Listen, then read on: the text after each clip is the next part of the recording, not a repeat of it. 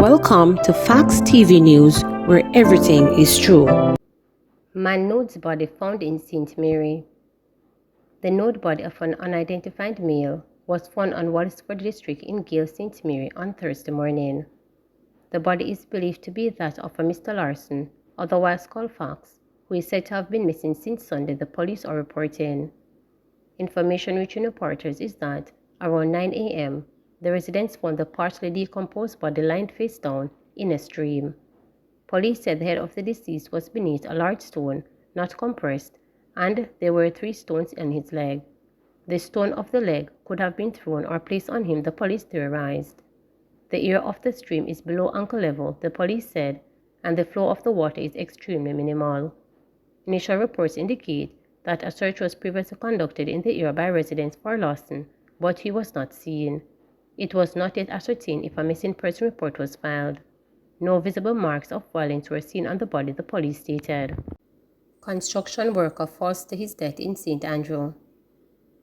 A 61-year-old construction worker who complained about feeling dizzy reportedly fell to his death at an apartment complex worksite on Dillsbury Avenue in Barbican, St. Andrew on Wednesday.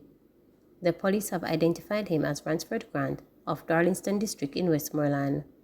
Grant reported the death from injuries he sustained after he fell from a 3rd floor of the building and hit his head. He was assisted to the hospital where he was pronounced dead. The incident occurred approximately 10:30 a.m. on Wednesday. The police told reporters that Grant had complained about feeling dizzy 2 weeks ago. He was reportedly sent on a break but returned to work this week. Lawyer argues self-defense in St. James murder case. The attorney representing a 34-year-old man who allegedly stabbed another man to death on Bevan Avenue in Montego Bay, St. James in March informed the court that his client will argue self-defense. On the footage, you can see where the deceased struck the accused twice, and it was then that the accused retaliated, so self-defense is alive and well, and it is clear on the footage, attorney at law Jermaine Campbell said on Wednesday in the St. James Parish Court. His client, Delmar Elson, is charged with murder following the death of 29-year-old Romain Legister, who is also from Montego Bay in the parish. The court was informed on Wednesday that the statement from the Justice of the Peace, JP, and Elson's medical were still outstanding. Campbell was robust in his argument about the court's slow pace of providing the documents required to proceed and point out that his client had been in custody since March. He also reminded the court that on the previous mentioned date, Presiding Judge Sasha Marie Smith-Ashley had instructed that the JP be contacted for a statement and that the file be completed and ready for her perusal in order for her to make a decision on the issue of bail. In addition, he stated that the medical certificate was critical to his client's defense. A committal hearing was subsequently set for September 29, and Elson was remanded in police custody. The prosecution's bond is expected to be prepared and served by September 19. It was reported that around 7 a.m. on March 17, both men had a disagreement. The police said during a dispute, a pair of scissors was used to stab the Legister in the chest. The Legister was assisted by residents to the Conner Regional Hospital, where he died while being treated. East Central St. Catherine MP welcomes arrest and charge of 2 people in relation to firebombing of homes in Gregory Park. Member of Parliament for East Central St. Catherine, Alonzo Terralong, has welcomed the arrest and charge of 2 people in relation to the firebombing of 11 homes in Gregory Park, St. Catherine, on August 12. A taxi operator was shot and killed during the incident, and an elderly woman died from burns sustained during the blaze.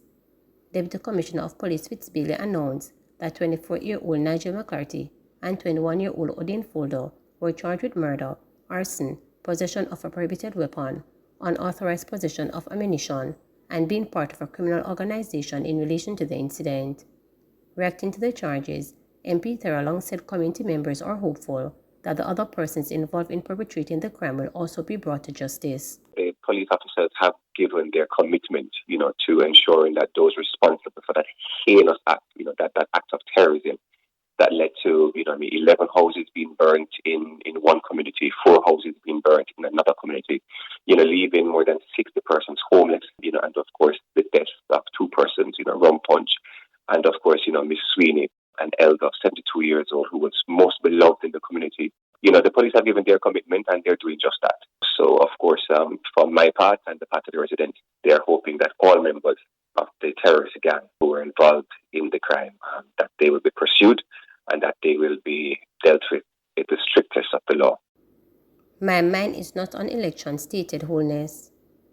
3 years into his second term in office, Prime Minister Holness has sought to put an end to rumors of an early general election. Speaking at a town hall meeting on housing and land at the Harmony Beach Park in Montego Bay, St. James, Holness said, elections must be a routine, they must be very short and orderly and seamless, and then you go back to business. But there are those who want to use elections to disrupt progress, so let me just say to you, my mind is not on election.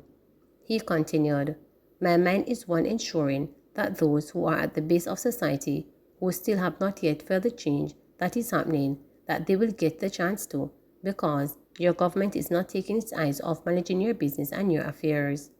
The general election is constitutionally due in 2025, while local government election is set for early next year. The Prime Minister went on to lash his poormongers' critics. Mr. Holness dismissed critics of his administration who are calling for elections as poormongers who want to take advantage of citizens' frustration. Holness made the declaration while addressing the town hall meeting. There are those who are poormongers. They just want power. They don't necessarily believe in your progress, and the truth is that when we get power, they don't know what to do with it. He continued, what they do is feed upon your frustration, and there are many things to be frustrated about, but what you don't want is to disrupt the good governance, the good processes, the good management that is been delivering the things that will make your life better. The Prime Minister also acknowledged that Jamaica continues to grapple with issues such as public sector wage dispute, but urged Jamaicans not to let themselves fall into pessimism because of it. His declaration comes on the heels of recent criticisms of the ruling Jamaica Labour Party by representatives of the opposition People's National Party on several political platforms, including during constituency conferences. General election in Jamaica is due in 2025. Nothing will change that. Education Minister says infrastructure works continue at schools across the island.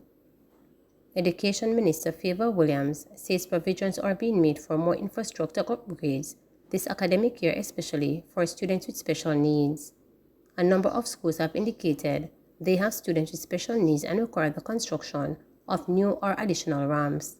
Mrs. Williams said furniture is being distributed to schools. Meanwhile, she said millions have been allocated towards electrical upgrade and fencing. Noting that the infrastructure of many institutions is decade-old, Mrs. Williams said the maintenance will be ongoing. She was speaking at a post-cabinet press briefing at Jamaica House on August 30. Last week, when I spoke to chairmen and chairwomen across all our regions, I should say last week, because we had 2 different meetings, we updated them as well in terms of furniture going out to school. 3,800 pieces of furniture have been dispatched into our school system. This is a continuous process. We have schools, about 15 of them, that make new desks and chairs for our schools. Some of them also repair existing desks and chairs. Ramp construction projects.